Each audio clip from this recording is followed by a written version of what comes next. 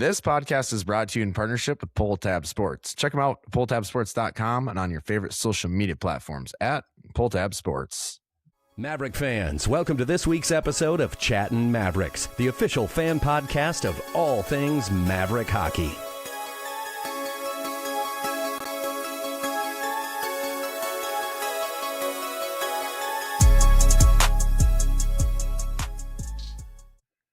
What's going on, Maverick Nation?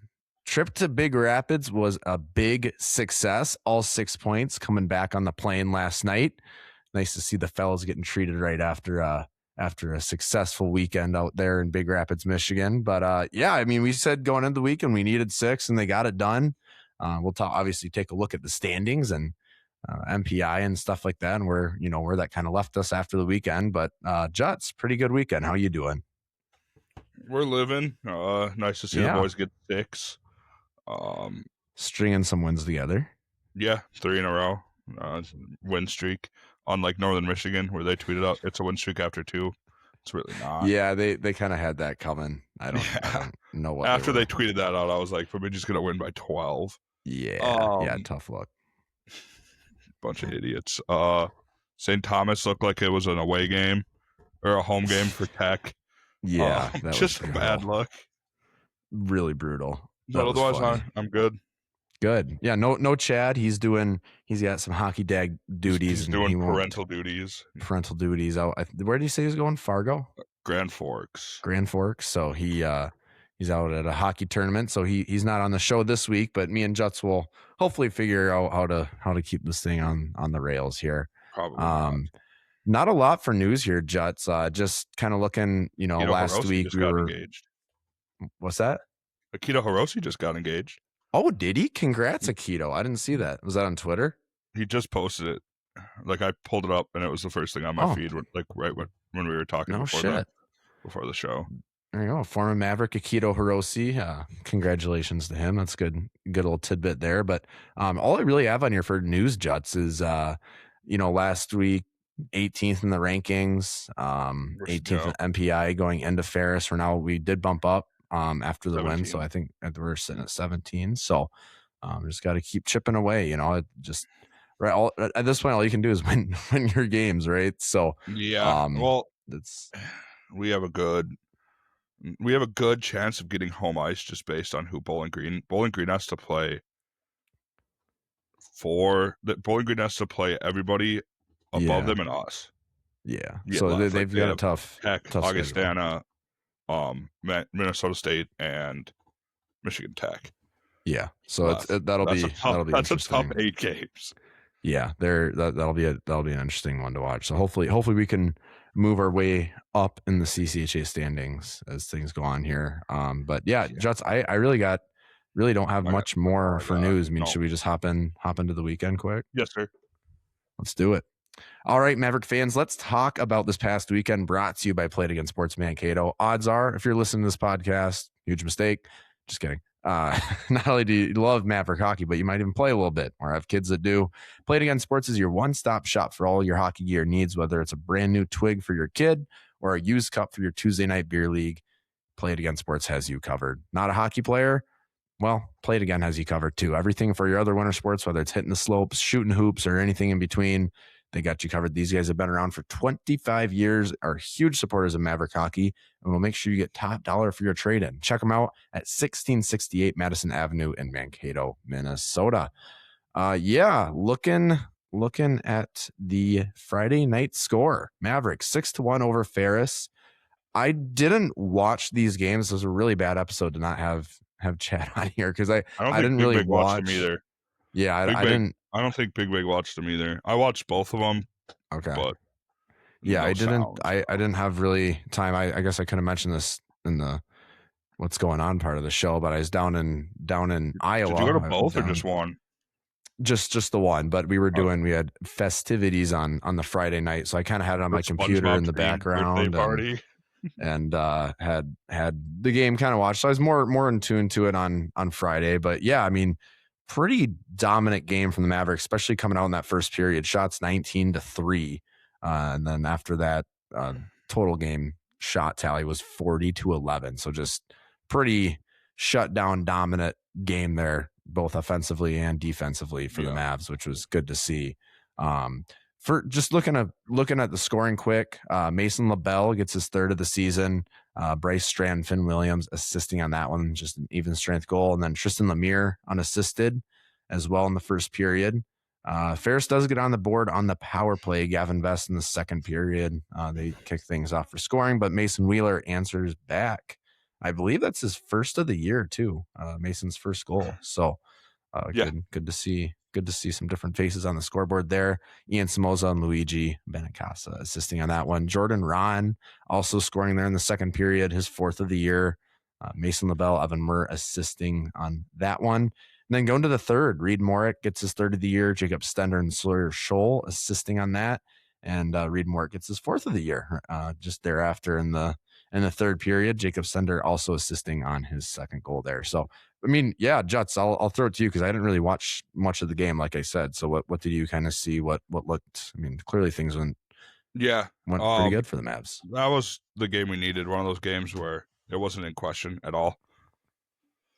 It's nice to see the freshmen getting going. We're going to need them this year and moving forward. So it's nice to see that they can hold their own and get onto the scoring column. And then as well, nice to see people like Wheels who normally don't light the lamp get a goal. Yeah. Seeing some different names on there is nice. But yeah, it was a good game for the Mavericks. Needed it. We were moving well, passing the puck well. Didn't really notice anybody not having a good game, which was nice. It seemed like all three phases were going. Yeah. And I wasn't worried about who was on the ice, which I can't say. In the past couple weeks, I've been like, oh crap, he's out there, we're going to get pumped. Or like, this line is moving slower than this line. All four lines are moving. All 7D are moving. No one really had a night off. No, it's clicking. But, dude, their ring sucks so much. No offense. It stinks. Yeah, we made horrible. fun of St. Thomas. What is that thing they skate out of before the game? I tweeted a picture of that. What? Fella. That is the most deformed bulldog I've ever seen, bro. Like, I would be ashamed to skate through that as a Ferris State player. Yeah, that's a tough looking. They have fireworks behind their starting lineup though. Oh, which do is they? Kind of cool. Yeah, they had little sparklers going behind the net, which I thought was the only other thing. I've seen that is at the Ralph where they shoot off fireworks behind the net. Yeah, it wasn't quite there, but like they shoot. Yeah, legit firework off, and I don't know how they make it work, but it's nails. Yeah, that's cool. But yeah, no, great complete effort from the guys. They like you said, Jets just really needed that result. Really needed to start the weekend on the right foot and kind of come to town and show them who's boss. Take it to them their own rank. That didn't mean crap if we lost on Saturday. So yeah, exactly. So yeah, it's a good segue. Let's take a look at Saturday. 4-3 went over the Mavs. Had to battle back. A little bit different of a game. At one point, the Mavs do go down 2-0. I think Ferris scored just not even a minute into the game. 58 seconds in. So that kicked off scoring. Obviously, Mavericks bringing home the win in regulation, 4-3, but definitely a tight game, a little bit more interesting. Definitely did not want to give up any points there going to overtime. But yeah, first period, just one goal by Ferris, 58 seconds in, then nothing. And then to kick off the second period again, first 3 minutes of that second period, Ferris gets another one, making it 2-0. Then Mason answers back, not too much longer after that, probably 3 or 4 minutes after that. Mason LaBelle answers back. Finn Williams and Jordan Ron assisting on that one. Then Alex Zetterberg on the power play gets his 5th of the year. Ian Samoza and Luigi Benacasa also, assisting on that. Soupy going coast to coast. I haven't even had time to watch any game recaps. And who knows if Midcode even let me today, but yeah, really nice coast to coast goal for Soupy there unassisted. That's his 2nd of the year. And then Reed Morick getting a goal, another power play goal there in the second period. His 5th of the season. That I guess that would have been his 3rd of the weekend. So really nice weekend there for Reed. Bonk and Ralph's getting his assist. Is that Bonk's? That's Bonk's first point. Yeah, first point at a kid. So congrats to Bonk's first Bonk point there. Got to make fun of Scotty. A point is an assist as well, Scotty. Did you see my tweet? It was just like first point by Bach, and he was like, Scotty said, change to read on the deflection. I was like, this is still a point. And then he went into like a thing about how reading's hard, and I was like, yeah, trust me, I'm the one that I know about reading being hard. Yeah, it's tough. The whole English thing is a crazy the whole like English sometimes. Language is a joke. Yeah. Sometimes. Then there was one more goal. Ferris makes it interesting there in the third. John Lundy gets his third of the season. But yeah, Mavs score all 4 goals they needed in the second period. Pretty explosive. Pretty electric span of not even 5 minutes there. I mean, all those goals. It was nice to see us on the good end of that instead of when St. Thomas did it to us. Feels a lot better when it's us pumping 4 in on you. yeah, no, absolutely. That much. Obviously Tracy playing all the minutes this weekend, stood tall both games, did what he needed to. Birthday was Friday. What's that? Beckford's birthday was on Friday. Happy birthday, Max. Saw that on the team account there. But yeah, I mean, just as a weekend as a whole, though, all 6 points, super important. Huge. I mean, answering the bell when we need to. Obviously, we're in the spot that we're in right now, and you can't really change it. But all you can do is win your games, and this weekend they took care of that, which is super important. I don't know. You got anything more on the weekend, Jets? No. Like I said, it was nice to see Reed. Reed's going to be real good. Yeah, Reed's looking. Reed's looking like a real good choice. I'd be shocked if he wasn't Rookie of the Week. I don't know how you couldn't give it to him. Maybe even forward, yeah. Yeah. Bonk looked really good this weekend, Rylan. Mm-hmm. And then Zeddy was noticeable this weekend, which we need. Yeah, hopefully he can get going. Especially with Pitlick leaving. Yeah. There was a definite hole in our lineup. Obviously, a lot of people huge. Left, but if Zeddy can show the skills that we know he's capable of, he can easily fill the Rhett Pitlick shoes. Yes. We just need it consistently. Nothing against Zeddy. It's hard to do it. No, it's hard to be that good consistently. Yeah. So, yeah. No, absolutely. Awesome. 6 points.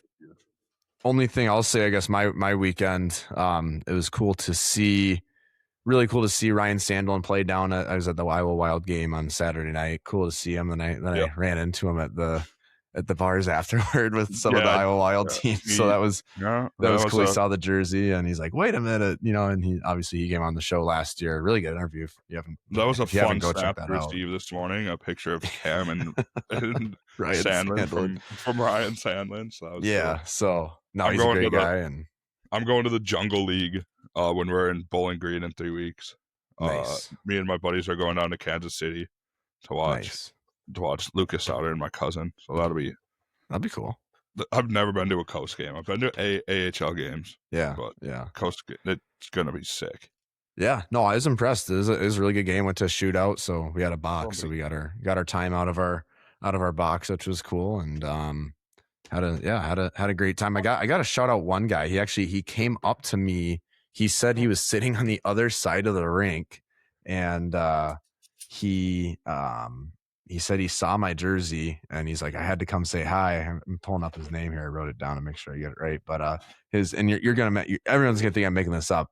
His name is literally Jim Bob. He said his name is Jim Bob, and we all kind of looked at each other like, this guy, is he messing with us? He's like, no, my name is Jim Bob. But yeah, he came over. He's wearing Maverick stuff too, and he's just like, yeah, love seeing another Maverick jersey in the rink. So that was pretty sweet to see some of the Mav Jim fam. Bob. That's an all-timer right there. Yeah, shout out Jim Bob in Iowa. That was pretty neat. So Jim Bob from Des Moines. But yeah, let's take a look here. With that being said, on the weekend, I know not a great breakdown of the Mavericks action, but I mean, not much to say. It's nice to see 2 different wins, right? A kind of blowout dominant win, and then a win where you kind of got to face some adversity, battle back, and being able to get in 10 goals on the weekend is really big too for a team that's been struggling to score. That was really important. So let's take a look around at the action this past weekend in the hardest conference in college hockey, the CCHA, the Captain's Patch out of town scoreboard. Win or lose, if you're looking to booze, you got to get your lips on the can of a Captain's Patch. This raspberry lemon infused shandy is perfect for any occasion, whether you're watching the Mavs, hitting up the ODR, pre-gaming Front Street, or celebrating your kids' win in the parking lot of All Seasons Arena. Captain's Patch always satisfies. Wherever you end up finding your C, be sure to snag a pic and tag at Captain's Patch and 10K takes on Instagram and X. Drink up, Mankato. Captain's Patch. Earn your C. So like we said, Mavs moving up to that 17th spot in the MPI. Obviously, that leaves, the at-large is, far, still a far stretch. I don't see that being a possibility. I think if we win out, it'll be really close. But Wisconsin needs to help us, and they're not too. Yeah, Wisconsin had a brutal weekend. That's not helping anything with the MPI because that's kind of our big. It's kind of our big, helper. And they got swept pretty handedly by the Gophers, who are atrocious this year. So yes, that was not a good look. But looking around on Friday at scores, Bowling Green tying University of Notre Dame. Obviously, that's a non-conference matchup there. Northern beating Bemidji 2-0. Which was, tweeting it's a win streak, idiots. And then tweeting it's a 2-game win streak. So that was good for them. Ferris State, obviously falling to Mankato 6-1. Just talked about that one. Tommy's over Tech 4-2 in regulation. And then Augustana over Lake 6-1. Pretty dominant. Lake not leaving much for discussion there with Augie and Lake. Looking around on Saturday, Bemidji bouncing back and really showing ending Northern Michigan's 2-game win streak 7-1, really kind of really kind of coming out of their maybe lull of their season perhaps, but it's also against Northern, so maybe not. But obviously Mavs over Ferris State 4-3. Bowling Green tying University of Notre Dame again 2-2. Augustana completing the sweep of Lake State 4-1. And then Tech over St. Thomas 4-3. That was probably the best case scenario for us, them splitting. I mean, don't want to get at some point we have to just start cheering for St. Thomas to beat those teams, because St. Thomas pretty much has the McNaughton. And I was thinking about it. It's nice that they split, but it also would have been nicer if St. Thomas took 6 from Michigan Tech, so we could have gained 6 on Michigan Tech instead of just one game. You're not wrong. Mathematically, we're not eliminated from the McNaughton Cup, but it's getting to the point where St. Thomas has to lose all of them and we have to win all of them, and then we still have to have I wouldn't be surprised if tomorrow they tweet out that it's mathematically impossible for us to win the McNaughton. If we really sat here and worked on it, could try to determine what that point would be, but not going to do that on the live show.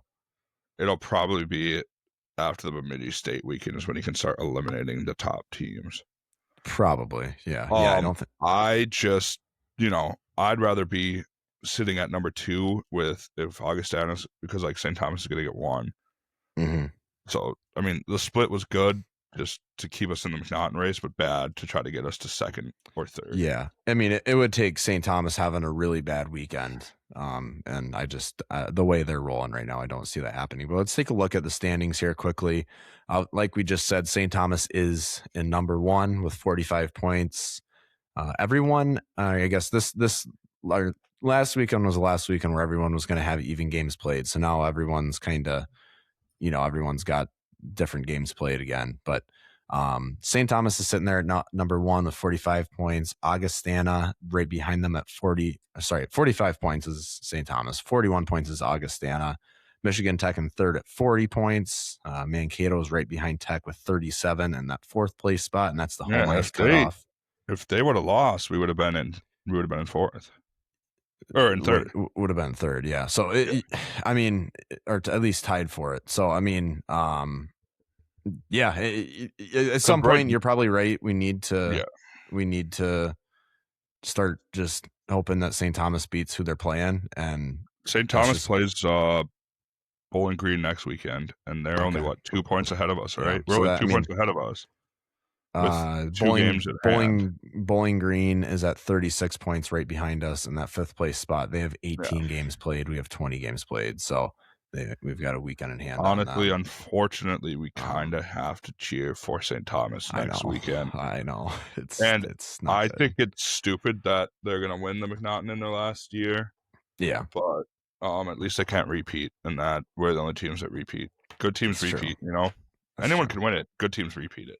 That's St. true. Thomas won't be able to repeat it. So, Bowling Green at 36 points in that 5th place spot. Bemidji State is right there at 28. Obviously, there's a pretty big that top 5. There's like that top 5 point spread. And then there's the bottom 4 are pretty. I don't think it's possible solidified. I think the top 5 solidified. The bottom 4 are solidified. At this point, I would Ferris is solidified so. in the 9th too. Not guaranteed, but a lot would have to change. Yeah, for sure. So, and then Bemidji at 28, Lake State at 20. Oh, sorry, Lake State. Getting the yawns out right now.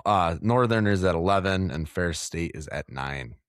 They're in last place. Obviously, that 9-team league this year, that last place spot will not be in the Mason Cup playoffs. So, I don't know, Juts, anything else on kind of the league as a whole?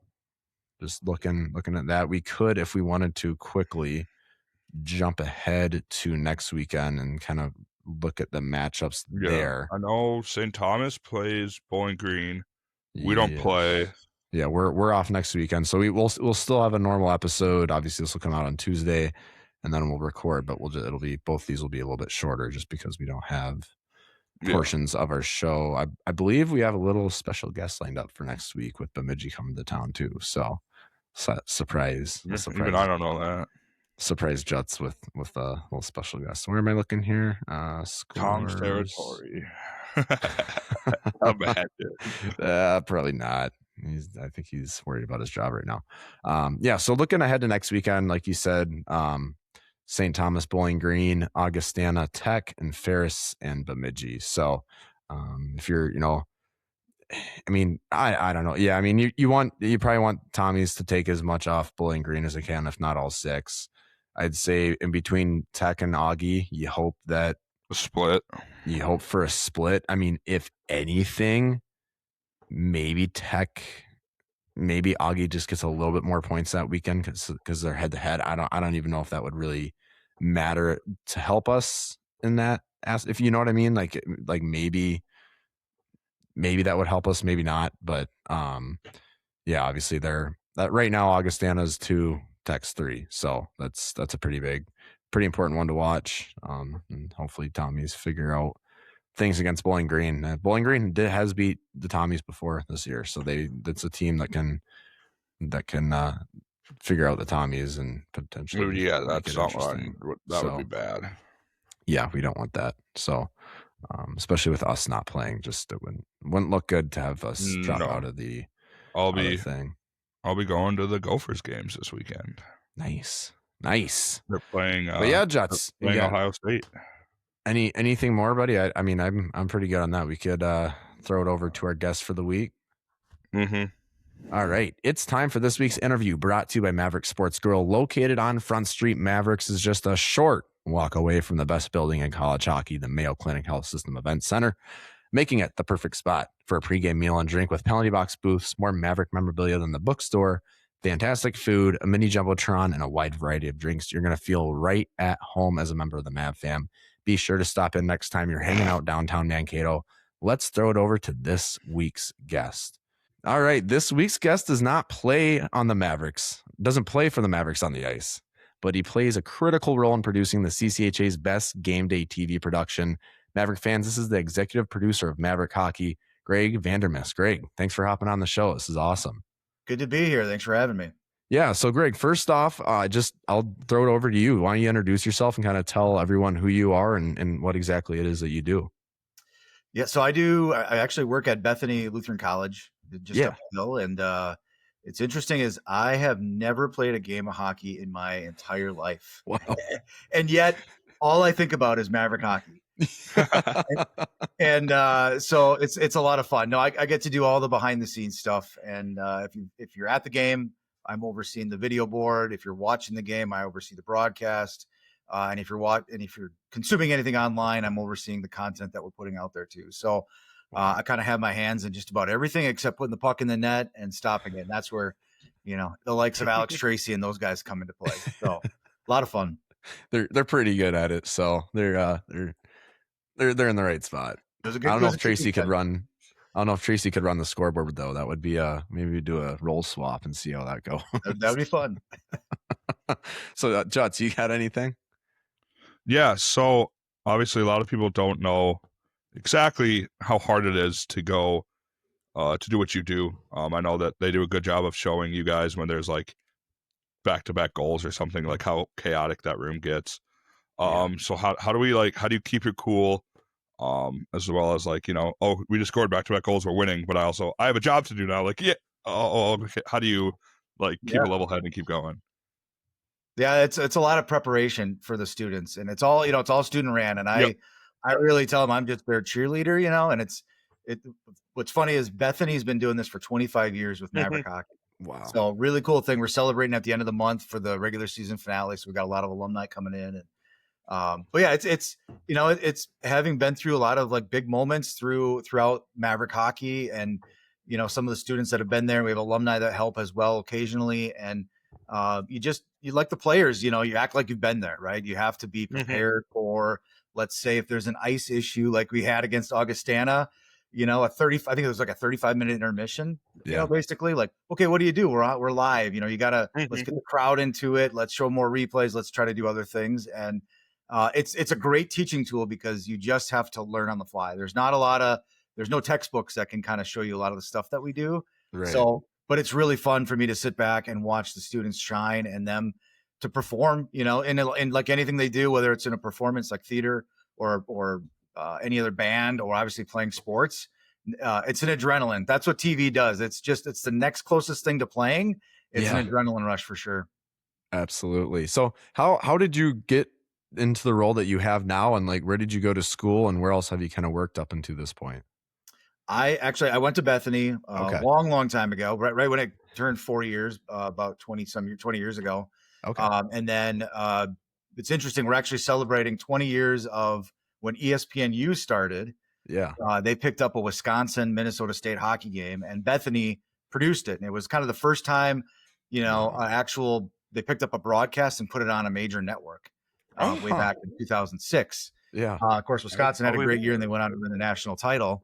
For us, I got invited to the Frozen Four out in Milwaukee that year, and I got to know a lot of people, and I ended up working at ESPN for about 7 years. And I did Monday Night Football, I did boxing, I did Little League World Series. I mean, anything you can name. Little League World Series is my jam. I did a lot of different stuff. So I was out there for about 7 years, and then and then when the spot opened up at Bethany to possibly come back, they reached out, and I've been here for 13 years, leading the way. So. Wow. But really, it's been a lot of fun. I get to dive into a lot of different things, but being at a network, being able to show students what goes on at ABC or Disney has really been able to help me kind of show them of what it looks like at this level, but it's all the same wherever they go. And so it's really been a lot of fun throughout these years. And obviously being around the Mavericks these last 13 years have been some really awesome memories and some things I'm really excited to be a part of. Yeah, absolutely. It's been we've been pretty lucky, pretty blessed to have what we've had in the past decade or so. It's been pretty cool. During a game day, where is your production team located? Is that war room, for lack of better terms? Is that at the Mayo, or is that somewhere else? Yeah, they're actually we hide them away. They're actually up here at Bethany. So occasionally we show the dance cam. They kind of cut to themselves. You see those students in a room. They're up here in our building's called Hunzi Hall, our academic building. That's where our studio is located. And so the actual people cutting the cameras, doing the replays, inserting the graphics, anything you see on the stream actually comes up from Bethany, comes out of here. Got it. And what's really cool, COVID was a great time to rethink how you do business. We used to pull a trailer down into the loading dock there at the Civic Center behind the wall.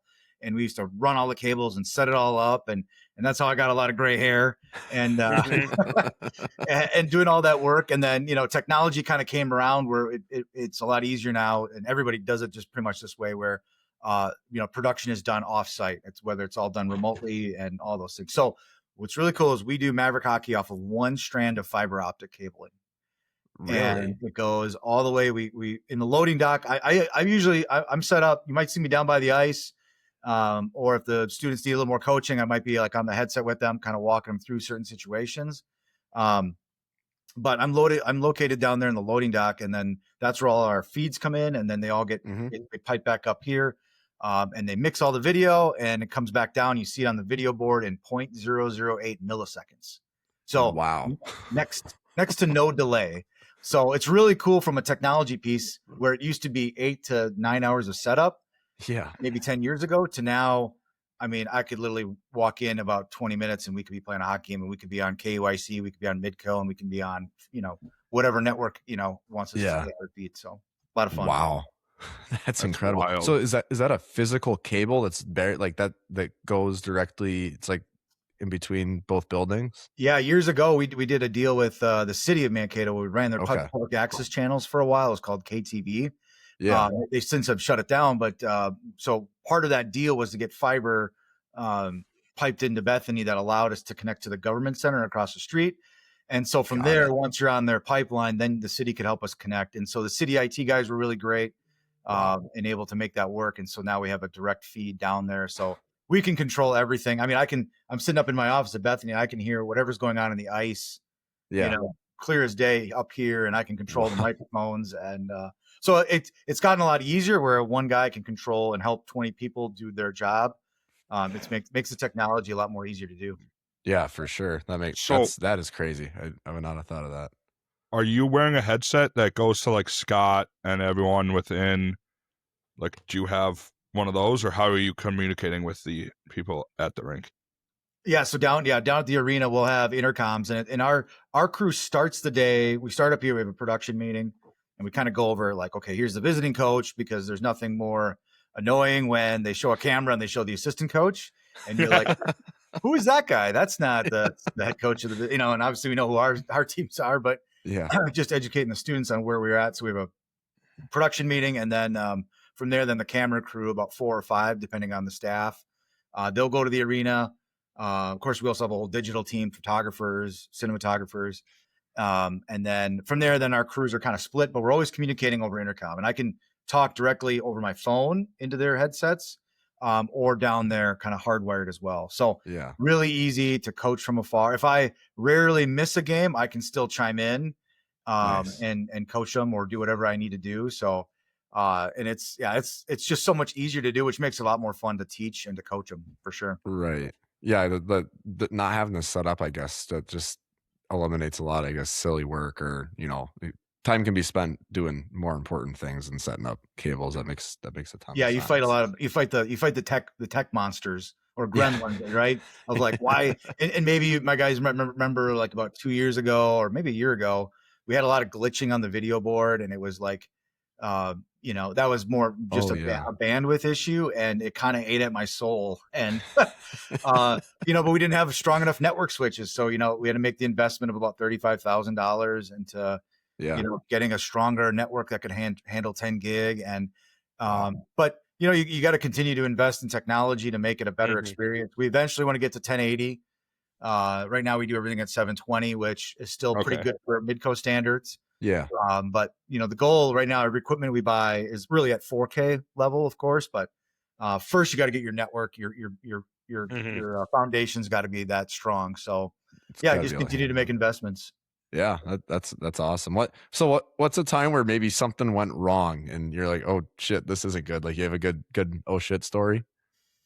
Well, I don't know if it went wrong. You think of back to the 2022 title game, the restart, and a lot of probably maybe unknown stories of behind that whole thing when you're right at the center of it all, and both coaches are right back there and the commissioner, and I'm standing there and I'm looking around. I'm like, what's happening? I'm pretty sure we just handed out the trophy, guys. Like, I'm ready to, maybe crack a beer or 3. Yeah. And and Hasty's back there, and everyone's kind of whispering, and you're all jiving for, what's actually happening there. And that was, I wouldn't say it went wrong on our end, and from a tech standpoint, it was great, but it was great television where, all of a sudden you start getting texts from old buddies at ESPN saying, what's going on? We're hearing about a game restarting. And, those are just really cool moments that you can't teach. But I mean, tech wise, there's just a lot of things that, I always say you plan for what you can and you prepare for what you can't. And that's that mental approach for students of just,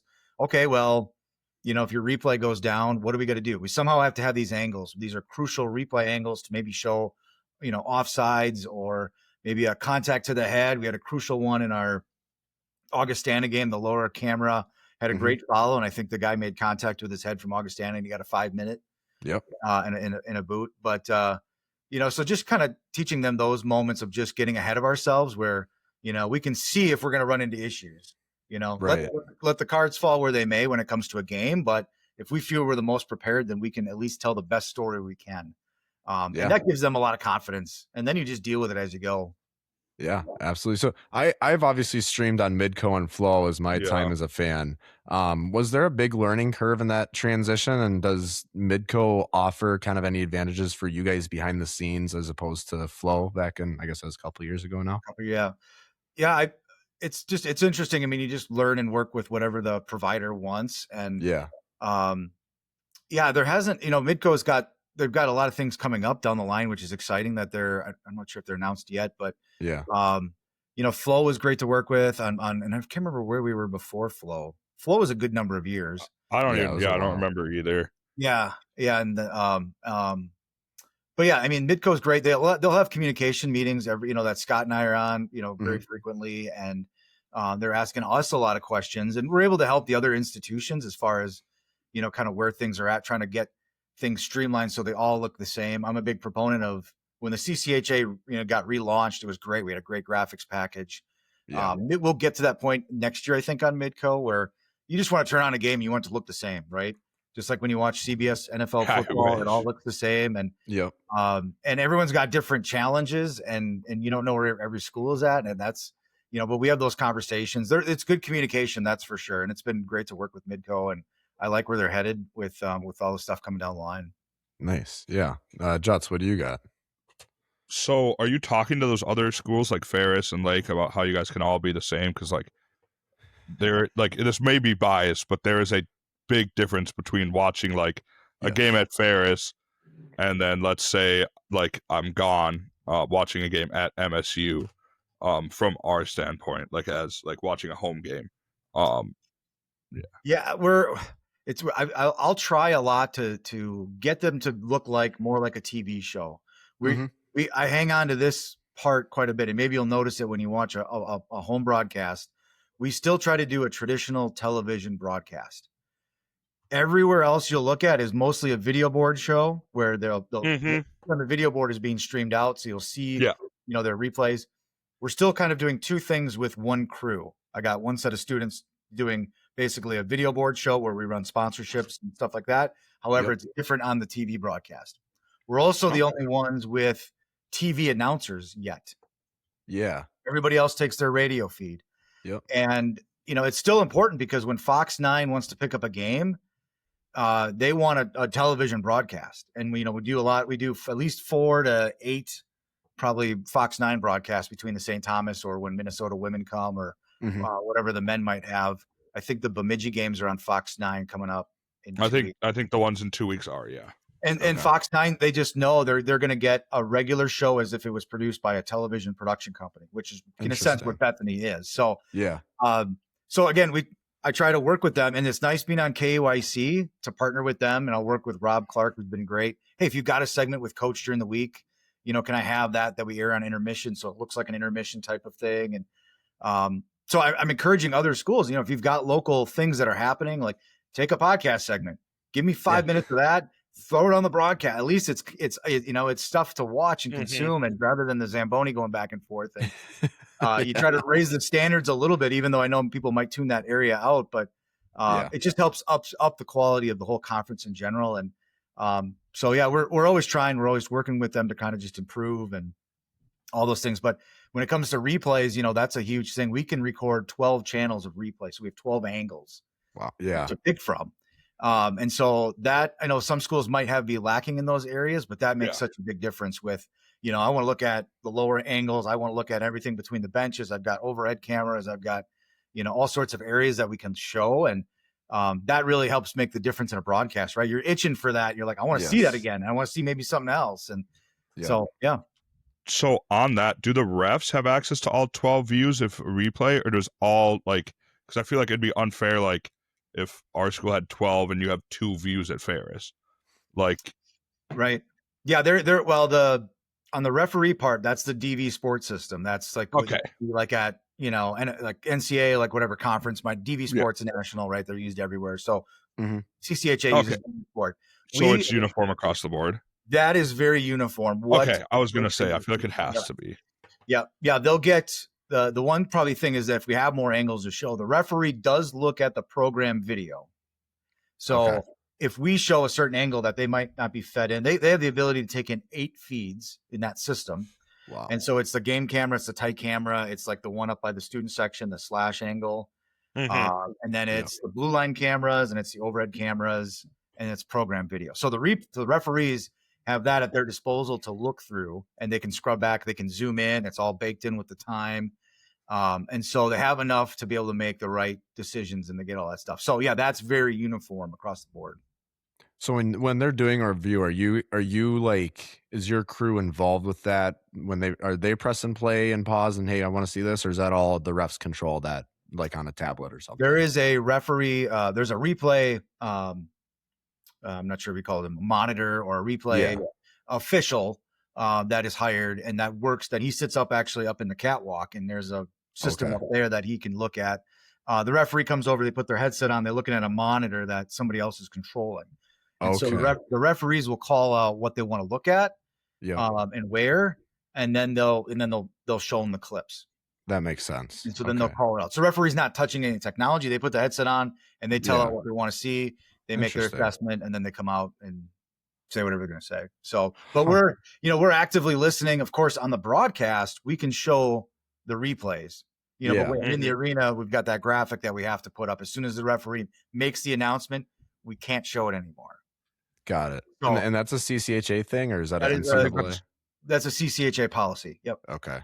That's what I'll do. I'll just pull up Midco on my phone, like me and Cam on that second goal, on our goal on against what was it, Augustana. I'm like, I was like, Cam, it's so obviously loose. Yeah. And then it's like the three of us are like, that's a goal, and everyone's like, how do you know? I'm like, just pull up your phone. You probably have Midco. And I was like, oh, I never thought about that. And it's delayed. It's delayed enough that you'll probably be able to see the replays enough, and then I can just go back and find it. But I was like, I don't even know why you're reviewing this. I'm, a couple beers deep, and I can see the puck's loose. Like, I don't know how you're a video coach and reviewing it. Yeah, because I think they were looking at if they blew that dead, or if he covered. I think it was.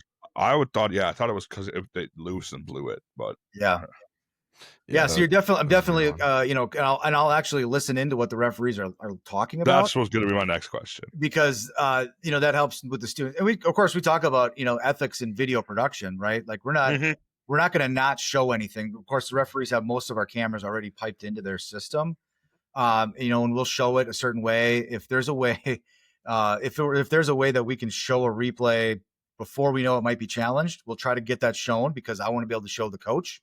That makes sense. And operations and that's kind of standard. Of course, everybody wants to use those things to their advantage. There's nothing ethically that we're not doing. We're not showing. That would be like, well, we're hiding a goal that looks like a clear shot to the head that happened maybe by our team. That's not the case. They're going to be able to see that on the broadcast. And obviously that was evident in 22 when when they challenged, right?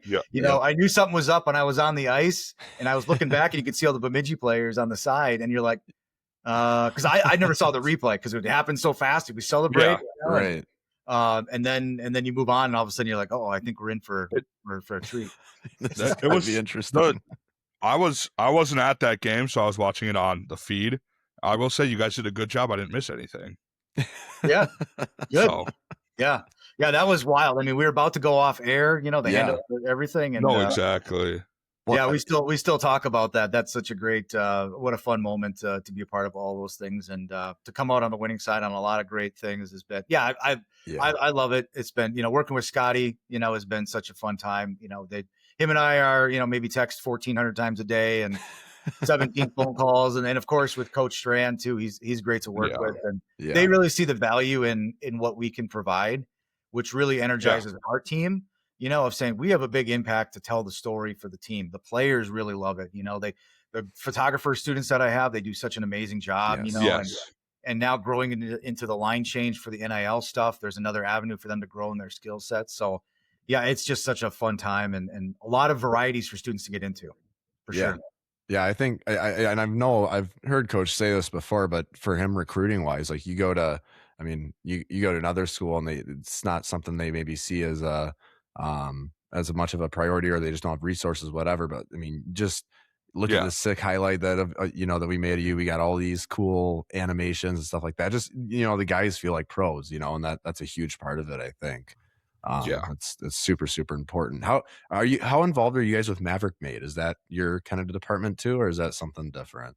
So yeah, we're working with it's Ghost Dog Media, and that's Matt and Maddie, and they both graduated from Bethany, and I remember helped recruit Matt out of high school, tell him to come down. He came down to a video camp thing we did, and he did all of the he did hockey through. I think he graduated in 22, and then now he runs a marketing company. And so I was like, hey, do you got any big projects? I've been wanting to see something like this happen for a long time. There's some really cool stuff coming in the next episode. That's more the day in the life and some other stuff. But it's really been a fun thing to see these, like, where I think we ordered 7 episodes. He edits them pretty much all night the night before, because we may be going right up until the team is leaving, and try to make it as relevant as possible. So kudos for Coach to pull the trigger to make it happen, and Matt and Maddie for them willing to come to the table. And I think we'll lean a lot more into that type of content moving forward, because it's such a great, it's recruiting, right? It's if you're trying to get kids from Latvia and you're trying to get kids from Canada that don't know anything about Mankato and the experience to come here. So you got to be selling hard. And this is really a cool way to showcase the program. Yeah, absolutely. I know we've been loving it. And you see, I mean, so many other teams that do it, Penn State's doing one, and Wisconsin's got one. It's just, everyone seems to be doing it now. And it's cool that we're one of the first schools that's doing it, that just, on the forefront of that national stage presence, which I think is pretty important. They did a good job blogging down on their California trip. Did they give it to Luigi? Like, I gave a couple of GoPros, and Tyson does some stuff too when he can. And but yeah, let them tell the story. The guys are, they're the ones that want to showcase what it's like, and there's no better people to do that than the ones doing it. It's incredible. Yeah, Juts, you got one more here? Not for the podcast, but I just have a question. Something. Got it. Yeah. I think, let's see. You got. I guess this is probably a good one to end on. But do you have a best memory at the Mayo? Like, what's maybe one that sticks out to you the most? I know there's a lot to choose from, but yeah, boy, having been almost like a historian, because I was around from 02 to 06 as a student, and then a number of years out, and then back since 13. And I remember the David Backus days and Ryan Carter days really well when I was a student. And to really see, I think of the Frozen Fours are some really coolest memories professionally, up to be a part of that, to go with the team. And last season was fantastic. They were riding high and just a little bit short there. And, always, I guess, willing to try things. And I think that's what I've loved about Maverick hockey, is you have to be willing to try. You have to be willing to adapt to where things have gone in 20 some years. And then to be a part of, really, was it 4 championship games, the 2019 Bowling Green game? I think really, really, I look back at all those days, and it's the moments of the crowd erupting, and you get to go right on the ice. And but it's the preparation. It's all the behind the scenes of leading up to, I always call it Championship Saturday. Of course, now it's on a Friday, but I love it because it's special for our students, because it means a lot. They're there every single game. They're putting the work in, being a part of all those things. And I get to kind of stand and just, I get a little emotional about things like that, because man, Mankato's awesome. It's a great experience. You can't, it is, when you come in, there's no parking. It's a great time to go out downtown, and, value for your ticket. It's a cool thing to what we have going on here. And, Coach Strand leading the way now has been fantastic. So I know there's many more moments like that to come, and we got the right people on the bus too, moving forward. So I think even the beating Northern, was that 23? Yeah, that was nuts. That one was really special, maybe because where Northern was at, and kind of not fans of them. And that was they're all satisfying in a way. And moving on to the next thing is really, really cool. So a lot of fun moments behind the scenes. That's always what's really cool for me. And I'm competitive. Like, I want to see the Mavericks win the national championship, probably just as much as much as you guys and anybody in our community. And it's what I think about at night. So I love it. Absolutely love it. Same here. It's the same kind of sick, right? Yeah.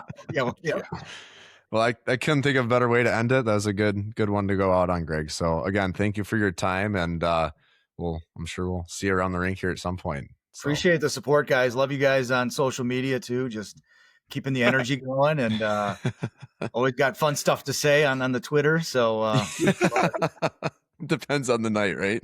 That's right. Yeah. Sometimes it's like mute those two. Good deal. Thanks, guys. Awesome. Thanks, Greg.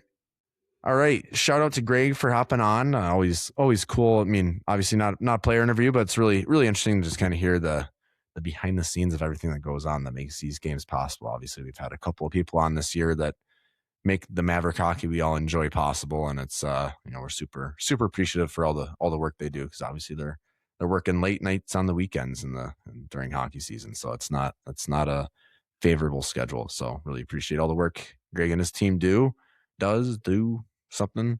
But yeah, no upcoming series preview. We're not playing next weekend, as we've alluded to previously in the show.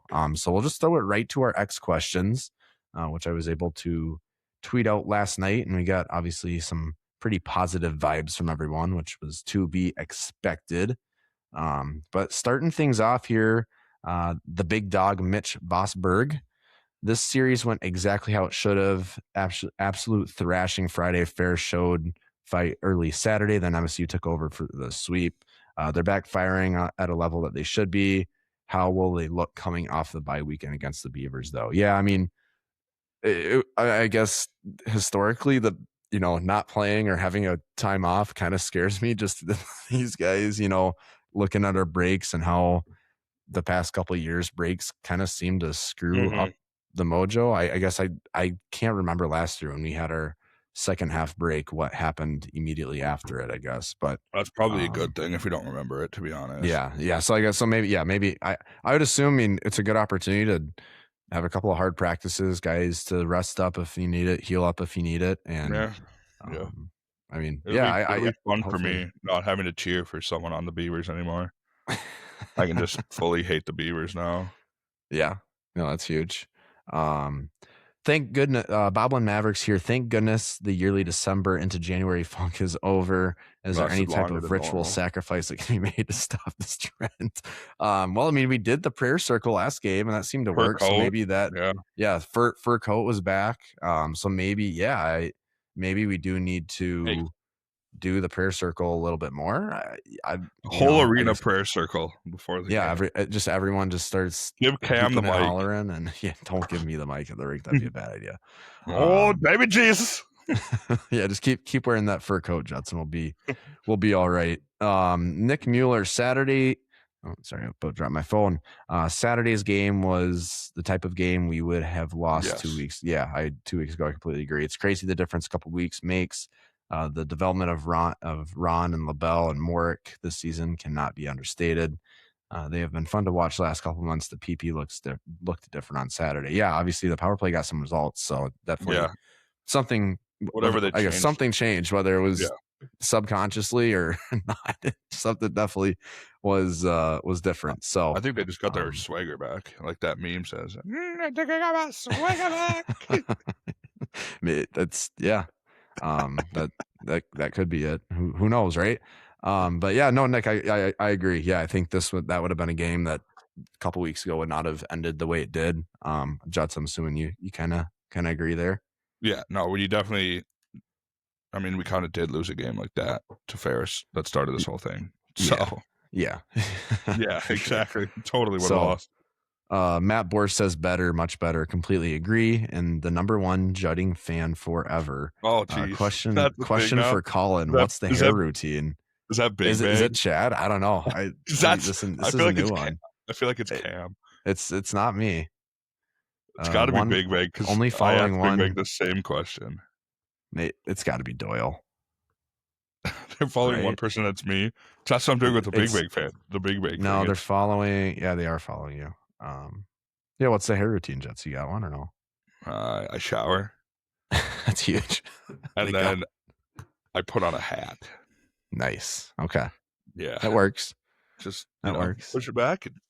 I did. I got hit on at a Quick Trip in Iowa. Do you want to say something worse? I got hit on by subway workers at a gas station in Kansas. Oof. Yeah.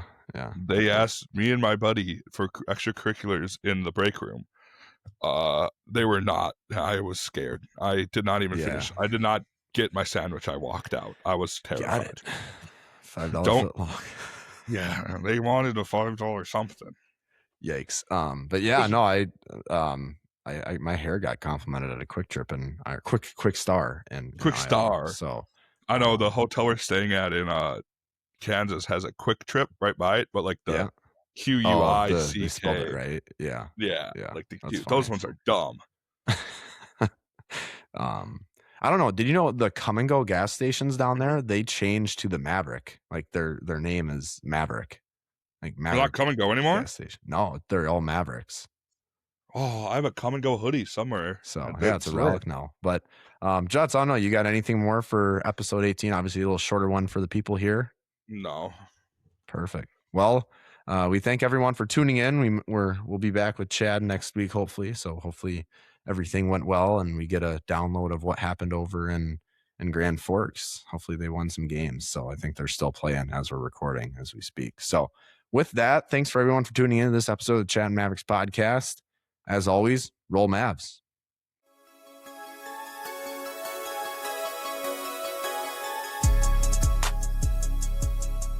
Thank you for tuning in to the Chattin Mavericks podcast. Please be sure to leave a review, subscribe, and share. Roll Mavs.